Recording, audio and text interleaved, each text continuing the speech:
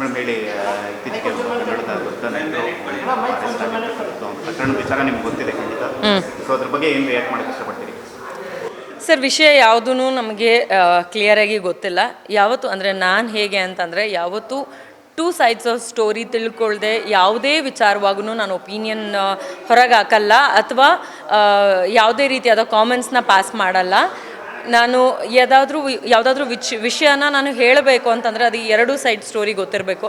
So ಇದೆಲ್ಲವೂ ಒಂದು question ಮಾರ್ಕಲ್ಲೇ ಹೋಗ್ತಾ ಇದೆ ನಮ್ಮ ಸಿನಿಮಾ ಥರ. ಸೊ ಒಂದು ಡಿಸಿಷನ್ ಅಂತ ಕೋರ್ಟಿಂದ ಹೊರಗಡೆ ಬಂದಾಗ ನಾವು ಇದ್ರ ಬಗ್ಗೆ ಹೆಚ್ಚಾಗಿ ಕಮೆಂಟ್ ಮಾಡಬಹುದು ಅಥವಾ ಅದ್ರ ಬಗ್ಗೆ ಡೀಪ್ ಡಿಸ್ಕಷನ್ಸ್ ಮಾಡ್ಬೋದು. ಒಂದು ಏನಂತಂದರೆ, ದರ್ಶನ್ ಸರ್ ಅವ್ರು ಮಾಡಿರುವಂತಹ ಭಾಳಷ್ಟು ಒಳ್ಳೆ ಕೆಲಸಗಳು ತಲೆಯಲ್ಲಿ ಹಾಗೆ ಕೂತ್ಕೊಂಡಿದೆ, ಮನಸ್ಸಿನಲ್ಲಿ ಹಾಗೆ ಇದೆ. ಹಾಗಾಗಿ ನಾವು ಅವ್ರನ್ನ ಒಂದು ಇನ್ಸ್ಪಿರೇಷನ್ ಅಂತ ಹೇಳ್ತೀವಿ.